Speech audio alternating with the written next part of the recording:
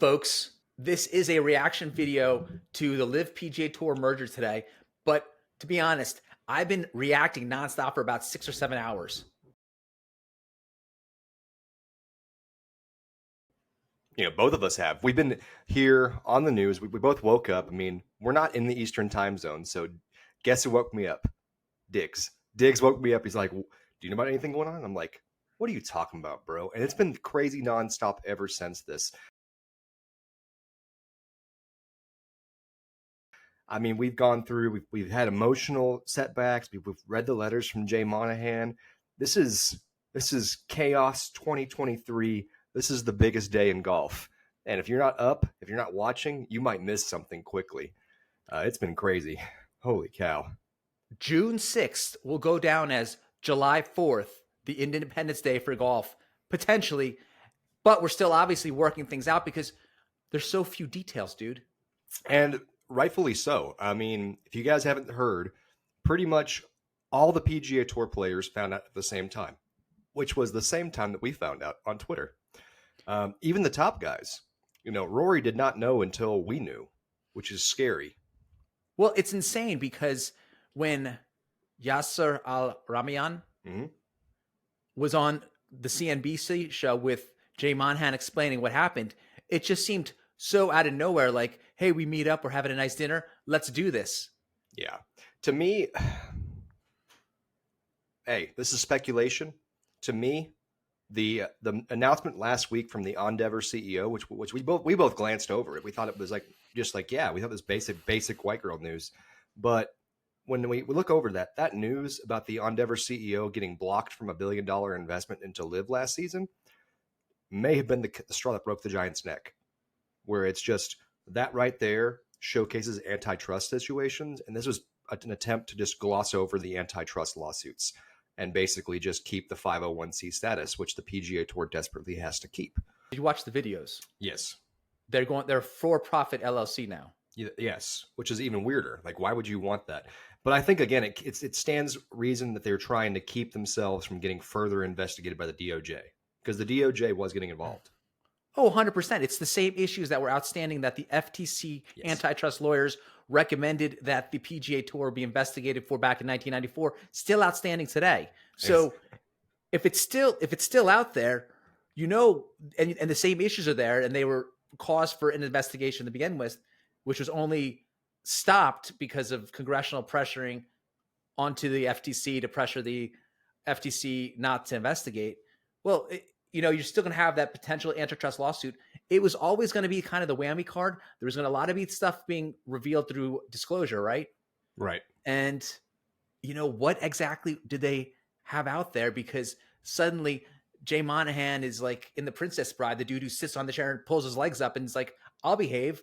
Keith Pelly is in full zombie road right now. They had him out in a video for the DP World Tour. The dude is comatose. He's barely getting his lines down. He hasn't had a sip of water for, it seems like, 48 to 72 hours. It was the weirdest video ever. I remember watching it this morning, and you posted it initially, and I watched it back myself, and it was 5 minutes of him acting like he was a Smurf the entire time, like he actually wasn't involved. Well, I was on the fence, and I was playing things calmly. No, you weren't, dude. You actively banned your most historic players for this generation. You actively were banning people, and you're trying to act like you were calm, cool, collective. You retroactively owe Heinrich Stenson a huge apology, a huge one. Well, now that leads us into a natural issue. Everything's gone 180 degrees the other way. Exactly. Does Henrik Stenson now, as a sign of good faith in this wonderful, beautiful merger, is he now taking back the captain spot? I don't know. I mean, it's hard to it's hard to say, well, we're going to penalize Luke Donald, because Luke Donald didn't do anything wrong. But he didn't do anything right either. Exactly. He didn't do anything right. You know what? I think you got to take him. I think you got to try to make it back to tension times, because now they say, hey, yeah, things were a little tense for a bit, but we fixed it. If you're going to sort it all the way, you got to go back like in the original Superman, where he flies around the planet and he reverses it to save Lois Lane because she's stuck in the rocks and stuff. Yeah. Well, not only that, but a lot of things I think it'll be very interesting to see how the Scandinavian Open's treated this weekend. This is the DP World Tour event. If you don't remember, the DP World Tour Scandinavian Open was hosted previously by Annika Sorenstam and Heinrich Stenson. It's the only mixed field event. But after last season, when Heinrich decided to join LIV, they blackballed him. And it was, yeah, like what happens there? Like, what do they say on that broadcast? Well, there's so much about facing that has to go down now. You had a guy, Henrik Stenson, who's your leading Swedish athlete of the year multiple times, I believe. Multiple times. And then they're like, you know what? We don't need you anymore. It's basically like what Hollywood did to Johnny Depp and the Disney movie, The Pirates of the Caribbean. So it's the same true. thing. Yeah. So now he has basically the upper hand here in terms of like the moral posturing. Mm-hmm. Does he go back though? Because some guys might say, hey, listen, no, I'm Swedish. I'm the Iceman. No, thank you. Well, more than that, it's like, hey, you guys showed me your true colors, right? This is genius. This is genius. This is where we're going now. True colors, continue. True colors.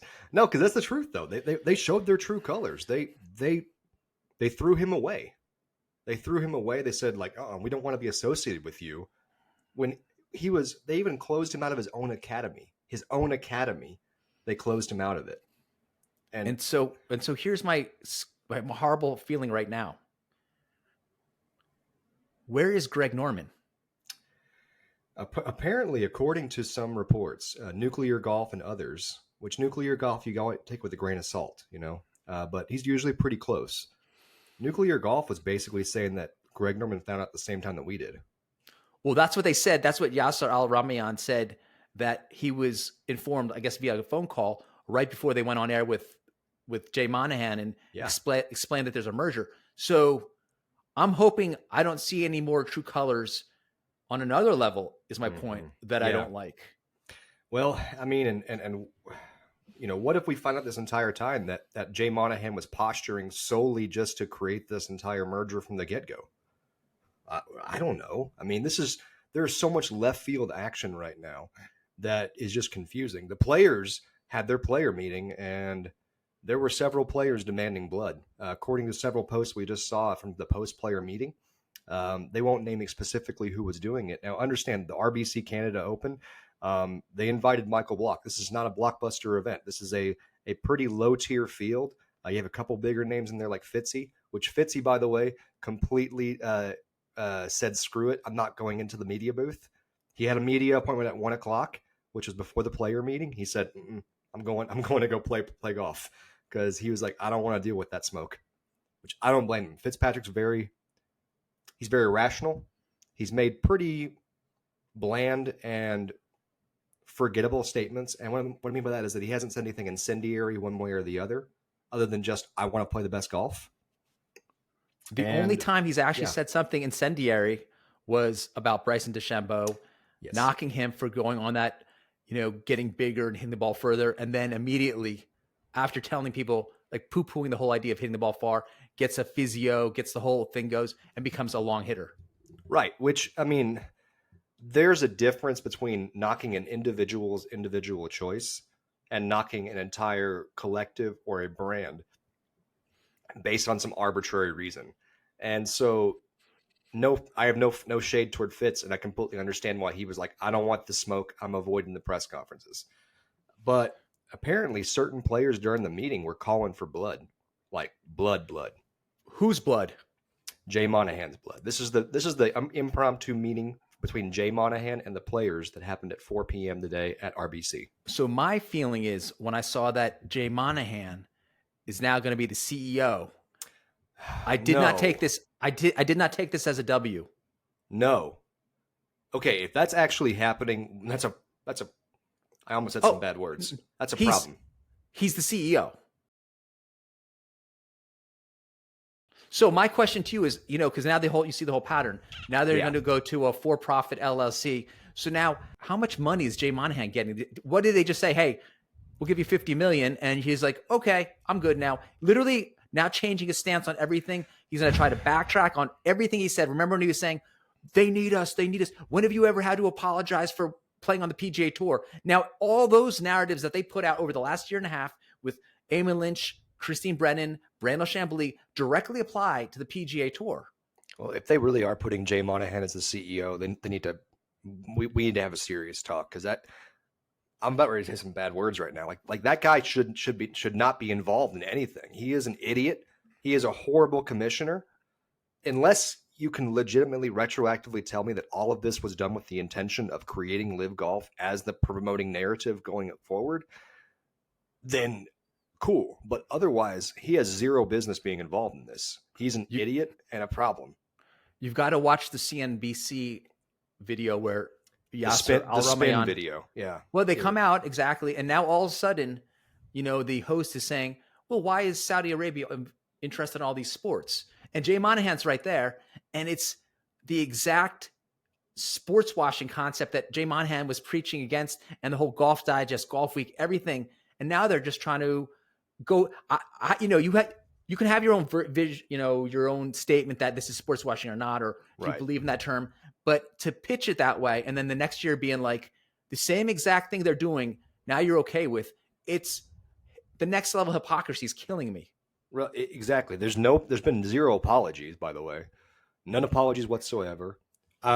There are several people I'm waiting to hear from, one of which, to throw off a different subject here, but I need to hear from Mike Wan. Are you going to give Taylor Gooch his U.S. Open spot right now? There's too many issues to get to, but that's another one. That's another one. But 100%. Now it's like this whole thing, I literally can't wrap my mind around it, because we also have the OWGR issues now. Now all of a sudden are they going to be like sign off of it the next day and then be like, well, suddenly you guys had a 1 year waiting period. You're good now. Yeah, and all of a sudden, we're okay. I mean, they have to pretty much at this point, because they're in bed with the PGA Tour, and if the Saudi PIF just gave them a bunch of money, then they're good to go. Frankly, there are some people out there that are like, this is the day that golf died, which is what Brandel Chambly is saying. First off, Brandel, hey, do you want to know why the Saudi Arabian government has money in the first place? It's because our nations gave them money for oil for years, and gave them power because they had oil money. And we're just getting that money back. So do you really have a problem with that money coming back across the pond that we just gave over there? Seriously? You have a problem with that? Do you want trade to only go one way? Trade, that's what he's basically saying when he says he doesn't want that kind of money going in. But that's a different conversation altogether. But we'll probably address that in like 6 or 7 hours after we take in more news and have to go on another. There's too much going on, dude. If you can't tell, by the way, guys, we are trying our best to make sense of this all, but there's so much confusion that I know we were just literally so thrown off that we were almost comatose. We were just trying to process everything. I'm going to use the word overwhelmed. Overwhelmed is an appropriate answer. I started looking through player reactions online, and the funniest one, by the way, was Max Homa, because Max Homa's Twitter game is on point. If you guys don't know this, he posts, now that we're all friends and such, can we look over some team names? Shows a video of him typing in this Google search bar, WTF is a clique. Well, here's my question to you then. Now, no, because it directly ties into Homa. Yeah. They're merged. So now how do you determine who's going to be playing on the LIV team events versus the PGA Tour events? And then you also have the designated events next year. So do they merge again and then try to figure out if you're in the designated events, you're actually going to play in the LIV Tour and have a team format? Right. Or do they completely shut it down completely and just say, hey, we're not doing this. We're just going to go back into 2 tours, the DP World Tour and the PGA Tour. Or I don't even freaking know, man. I mean, I hope it's an AFC, NFC type thing where you have the LIV concept on one side of the pond, and then you have the PGA continuing to do what they want to do for all the players that are antisocial and don't want to have any friends. That's totally okay. You can do that.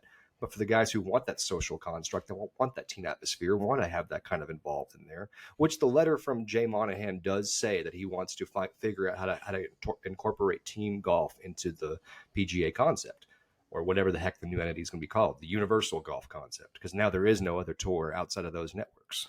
Well, it's amazing that he suddenly has this idea that he would love to have team golf now. And before, it was that whole just Tiger Woods, Rory McIlroy screen golf thing where, as I pointed out on Twitter, 6 of the 12 guys who've signed up haven't won in the past year. Yeah, and not only that, but, 6 of the 12 guys can't even walk. No, I'm just kidding. No, it's so... And here's the other question. Does that even go forward? Do we just see that fold completely or whatnot? I don't know. Everything is on the table now. Everything can be reshuffled, it seems, because when they asked Keith Pelley about the tour next year, he was like, Yeah, we can't give out the schedule yet. Yeah.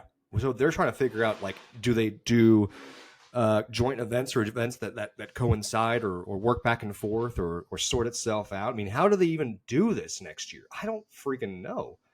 Well, also with the new found PIF money that's going to apply to the PGA Tour now, how are the purses going to be? Are you? I don't know. I'm so beyond myself right now. But I mean, which golfers do you see just immediately saying, "Hey, I'm going to go do this team concept. It sounds like a lot more fun. This thing that you guys banned me from doing for a year now is totally okay for me to do." And then not only that, but the whole entire rest of the season for LIV still happens as planned. So do we see immediately guys just say, "Hey, I'm going to go over there and play with the Smash GC now"? I don't know. It only makes sense for Rahm, Scheffler, Hovland, everyone in the top 10. Just be like, there's no reason to be here anymore. We've merged. That looks more fun over there. You're going to give me OWG. I'm going to play in the majors. You literally just take all the top guys and just have them over there. Then it really becomes a question in terms of the LIV guys. Do you say, hey, Siwon Kim, we're going to pay you out. We're replacing you with Rahm right now. Right. And here's the big thing. So the sports washing arguments. What LIV did initially was not sports washing. It was growing the game because it created more opportunities for more players to be able to have high paying jobs. This, if it becomes what I think it's going to be, what I fear it's going to become, is sports washing. Because you're right, we're seeing a higher congestion of the top players in the top spaces at the top times. Potentially. If we do a thing where we do have still the 3 individual tours where we have competing weeks here or there, where you have a PGA event over here, a DP World Tour event over here, and a LIV event over here, then we're not doing sports washing. But if we do a thing where, hey, we're going to have one person said on Twitter that LIV will become the fall series of the PGA Tour. And if that happens, that's true sports washing, because we've basically taken limited entry into jobways and become a further monopoly than they already were to begin with. I'm very confused.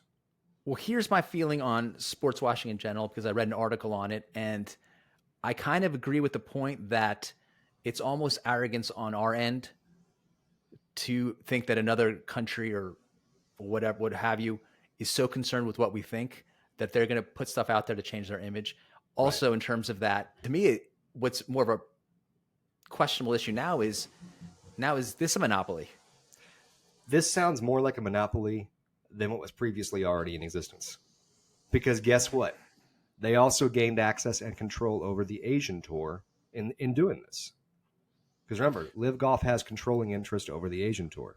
100%. No, just everything is now 1-1-1. That's it. There's only one. Well, there's only a few small tours that have any real true autonomy left, and that's the Japanese Tour, the Korean Tour, and the Australian PGA, which, again, they're minor of minor tours that are pretty much dominated by other competing tours anyway. So this is a very strange event about what happens with worldwide golf. If we continue to have all 3 separate tours or versions of them, if we continue with the team concept and the team brands, if we have expansion of LIV Golf to have more teams, if we see Jordan Spieth and JT hop over with their team name and bring along Ricky Fowler and Max Homa and go on a worldwide tear, which I kind of hope for, fingers crossed, that's cool. But if we just see a further limiting of events and a further squeezing of golf dollars, that's very unsettling. Very much so.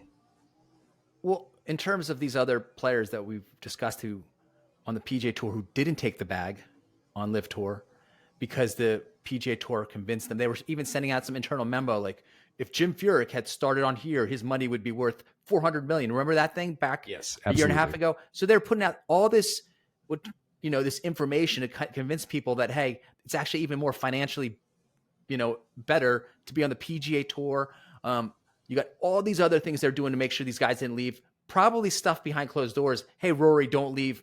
How do these players feel now that these guys who took the bag now look like the smartest people in the world? Well, that was the quote from Trump. Hey, if you don't take the bag, you're going to look like an idiot. That was basically the bag. You don't get any points for being loyal. That's just the reality of what the situation has taught us. If you learn anything from this, people, This is very much how you should treat your job situation, where you're actually like in your everyday working lives.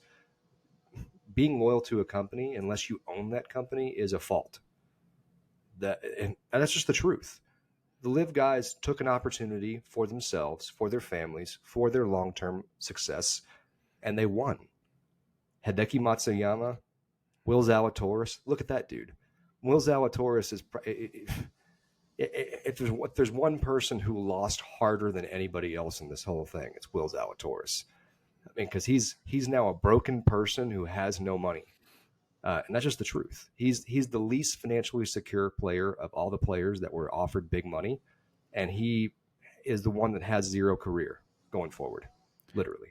When this dude saw this news break today, and I mean Will Zalatoris, he must have freaked out.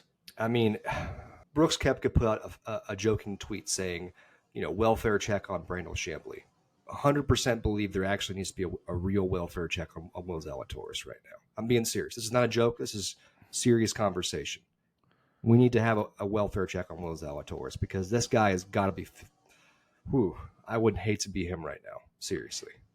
All the people around him who told him not to take the bag. Yeah. And basically, it's almost like the inverse situation. Remember when Greg Norman had told players they wouldn't be able to keep him out of these events, and they were trying to say these tweets to Sergio, because they were actually getting kept out of events, were evidence of fraud or deceit on Greg Norman's behalf. What about all these guys who promised the moon to Will Zalatoris, and look where we are now? Well, and it reminds me of the old school saying that people say of the people that are giving you advice are not going to pay your bills whenever the piper comes. These people who have all this wonderful sage-like advice for you, at the end of the day, they may be in your corner, but they're not in your corner. They aren't you. And you got to make decisions for you. And this is a horrible lesson for, Will Zalatoris, whose body is destroyed. I mean, we don't think, I legitimately am concerned if he'll ever truly play professional golf again. Who was the second best swimmer to Phelps? Oh, well, I have no clue. He was he was on an interview, and then he was just basically saying that all his friends and families milked him for his cash. Yeah, and that sounds like Bernie Kosar's situation. Bernie Kosar, by the way, being the Cleveland Browns quarterback in the early 90s, who basically at one point had like 100 people that were being supported by him that didn't actually do work.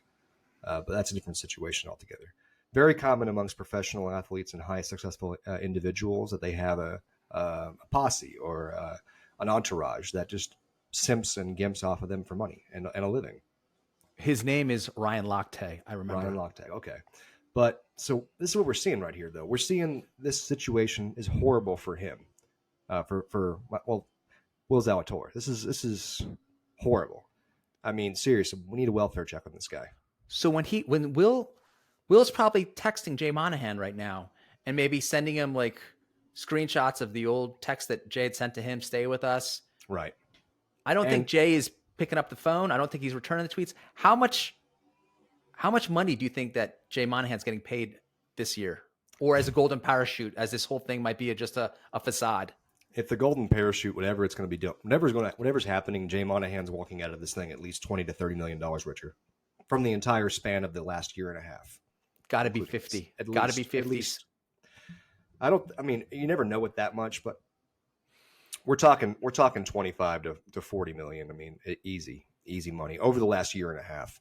And he's over there advising other players to not go for the bag, to not go for the money when it's easy and it's there. And it's guaranteed. What Harold Varner III was talking about, this is stupid money. You cannot pass this up. This is generational wealth. Yes, if you win a PGA tournament, you win generational wealth. But at the same time, there's a difference between $2 million before taxes and $50 million before taxes. And this is blows my mind. Like, if I'm the one person that I would be scaredest to talk to if I was Jay Monahan right now is Hideki Matsuyama. Because Will Zalatoris, if he's in a room with him, Will Zalatoris can't throw a punch right now. Hideki will choke him to death. If I was Hideki right now, I would call up the Yakuza and go to work. Because, like, this is messed up. Let's switch topics a little bit and go to the Ryder Cup. I guess DJ, everyone's back on the table. They've got to figure out ways to give them points, I guess, so that they can really determine who are the guys who the top 6 who qualify. Yeah. And then now you're back in the captain's picks. Zach John was very non-committal as to these guys. He'd be like, no, I'm not going to guarantee that they're on. Now, apparently on this random deal, everything's gone the other way. Well, it's going to be awkward because what if they don't award them any points for live events or for live play? And then it's basically becomes a thing where it's like, hey, Jay Monahan goes, hey, Zach Johnson, you are picking these guys. You're picking all the names on live that we need here. We need Brooks. We need Bryson. We need Dustin. You know, you're picking these guys whether you want to or not, which, of course, Zach Johnson will acquiesce and do what he's told. But, you know, how does that feel for the guys who once again, the guys who stayed the course, who bought into the lie, who stayed over there? Even though I don't like Billy Horschel as a golfer very much or as a personality, Billy Horschel, I mean, the guy took a lot of L's over the last year and a half trying to be the spokesperson or one of the spokespeople against the LIV movement. Took a lot of L's, said a lot of the wrong things. Yeah, we're all well aware of this, but this is, you know, well, how does he feel right now? You got Billy Horschel, you got Roy McIlroy. These guys, you know, spearheaded the movement. Exactly. And what they were trying to do is make people not leave and make the people who left outcasts. And now you got to go back into the general population. Well, and then you got people like Shane Lowry, who was commenting last year saying, this one's for the good guys. And people are commenting him on Twitter and saying, hey, who are the good guys now? You know, these are things where people are having to backtrack what they say. And not only that, but we're going to see plenty of deleted tweets happening over the next few days. We're going to see some Twitter scrubbing. Well, it's also remember, you can't have your cake and eat it too. I just saw Damon Hack mention that to Brandel Chambly. Mm-hmm. And now it gets super awkward because these guys had their cake, ate it too. It was delicious. And then you have Will Zalatoris, no cake. Seriously. But then you got Brooks Koepka with cake, pie, a baby on the way, a fifth major, and just living it up, man. Well, it's weird. Now, how does the general media backtrack from all the stuff they put out there? I do not know. I don't know. And then you got people like Amanda Rose, who's another one of those, you know, PGA Tour commentators who's now backtracking everything that she's saying. She's like, oh my gosh, we get Brooks, Bryson, and Cam back. Oh my gosh.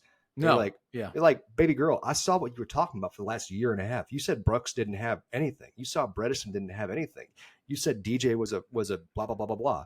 Like, you can't just backtrack and act like what you were saying for the last year and a half didn't exist. You weren't saying, hey, this was a bad business decision. You were saying these guys have no game. I just know that Brandel is still sticking to his guns. He is. I don't know what Eamon Lynch. He's digging that trench. But now you got Eamon Lynch. Remember, just 4 days ago, he put out an article. The same thing. Khashoggi, dissection. Well, what happens with like Paul McGinley? I mean, this same thing. You know, McGinley was being just as vitriolic as anyone. Even like 2 days ago on the one of the Irish websites, that one of the Irish golf websites had like an article involving him, and he was going in hard. So I mean, what happens there? I don't know. I mean, I'm just so confused. You have the players who were smart, like Padraig, who always made middle of the road statements, and guess what? They have zero apologizing to do. But then you have a lot of people who have to look through their tweets and go, "Whoo, made a bad take there." What was also interesting about the CNBC interview was that Jay Monahan had said something like, hey, now we got a lot more money that we needed. Well, I thought you just said you had a lot of money from your other television deals to carry you forward the next bunch of years. Yeah, seriously. They're acting like the PIF is this endless fire hose that they can never drink dry. Whenever last year they were like, oh, they'll run out of money eventually. Eventually, you'll run out of money paying Mickelson $200 million. No, they won't. This is the Saudi Arabian government. Like, their dollar is backed by oil. They're good. They got it. We don't. What I've been doing now is also like checking out a little bit of like Rich Eisen, one of these paid haters. You also got guys like anyone with the Peacock NBC crew. They were obviously. Yeah. But now you have on record all this stuff about you poo-pooing the team deals, the team ideas, the whole concept. And now, not that much. What are we? 20? No, like 15 events later, and the Yeah. whole thing's changed. Yeah. And the game is no longer the same for it. I mean, here's what becomes interesting is like, what happens with live merchandising? Does that all go away? It has to stick. So they put so much effort into building these brands. I mean, am I going to have like a $1 billion item next year because it's just a rarity having a Majestic's hat? What I read is that they're rebranding it. Like they're rebranding either both of them. So it's not going to be, I don't think it's going to be Live and PGA Tour. They're going to come something else. So I actually asked the same thing in my last video. Is my stuff basically dead stock now where it's gone up exponentially in value where I hawk it on eBay? Which, I was saying a couple weeks ago to somebody, hey, if you had a season 1 Live Golf High Flyers hat, you might have a gold mine in a few years because of it being a retro original item, Who knows? This is crazy though. This is crazy. Now, a couple closing statements. One of the funniest lines from this morning came from Joel Damon, which you guys know Joel Damon from episode 4 of Full Swing, the guy who wears the sombrero, not the sombrero, but the fisher's hat whenever he plays. He texted out or tweeted out today, I always grew up loving the 4 aces, and I can't wait to hopefully be on them one day. So he's looking forward to being an ace. Well, I think the whole thing, every guy now can, on some level, wonder what's in it for me, because now that PIF money might just funnel to you directly. You don't have to have any more, obstacles. But, we don't know. Now it seems like the European Tour schedule, the DP World Tour schedule, not set for next year. What are we going to do with the designated events? No one knows. The whole thing is just start from scratch with these 2 guys working together. Unfortunately, one of them is Jay Monahan as the CEO. I just wanted to say that again. I really hate that. That's not good. That's not good for golf. We need fresh blood. I personally believe that if you can't put Jay Monahan and you can't put Greg Norman and you certainly can't put Keith Pele, Phil Mickelson, have him retire, which I know is a loss to golf as a player, but have him retire and be the new head of this entire thing. He was right from the get-go. He said the right things truthfully. He may have gone in and been a hothead on Twitter, but he was always correct. And not only that, he knows where he's at now. He's an ambassador for golf and less a player now. You can't have someone like Nicholas in there. You can't have someone like Gary Player, who have always made incendiary comments against one party or the other. Phil has done unilateral great good for the benefit of every player on the PGA Tour, from number 127 all the way up to number 1. Everything that he did has helped them. I see Phil Mickelson as a playing commissioner, as in he wears both hats. Yes. You can do both. Well, I mean, you don't have to do that much once it's up and running. I mean, we haven't seen Jay Monahan, but for 2 or 3 times over a year and a half. The guy is, AWOL. It's kind of like a Roger Goodell situation for the NFL. You only see them if something's gone wrong. So I think you're right. That's who I want. That's who my vote is for a commissioner, for a leader of the new organization. I want Phil Mickelson in charge of that, because everything that he has done, nobody can argue that everything that he hasn't done has been for the benefit of every player on the PGA Tour. Every player on the PGA Tour. Where do you think Alan Shipnuck goes from here now that this is kind of going? He was one of these guys that tried to, push all the live guys off the edge, and now it's a merger, and you're probably not so wanted at events. Well, it's him and Rappaport both. They have to go on some serious apologize tour, South Park style. Apologize. But as you pointed out earlier, they've shown their true colors. They have. I mean, these guys, and even people like Amanda Rose, who I mentioned earlier, Amanda, the only people that I think are safe at this point in time is the CBS broadcast team. Sadly, they were, except for Colt Knost. Everybody else is safe from CBS, but I think real talk, everybody from LIV is safe. I think that they have earned their keep. They played the game. They made the right comments. They're safe. But everybody else involved with the PGA Tour, involved with the media outlets from the PGA Tour, they've burned their bridges, man. I mean, they've shown, you're exactly right. I don't trust Dan Rappaport. I don't trust him at all. This is a guy who's supposed to be a big time announcer in our community. I don't trust him. I don't trust Colton Nose. I don't trust Alan Shipnuck. I don't trust them. This is time for Big Boy Pants Golf to be in charge of the big media production company situations for reporting on the PGA Tour. This is time for you to get your press pass for all PGA Tour events. I'm here for it. Respect. Jake Span Golf, folks. Always awesome to have a good chat with you. We got a lot of info out there. Unfortunately, we don't have that much more info to give because we don't know what's going on. Exactly. This is a fire hydrant hose situation, folks. We're talking off the cusp with, like I said, limited information, maximum passion, but limited information. So give us a pass if anything that we talk about proves to be incongruent in the next few days.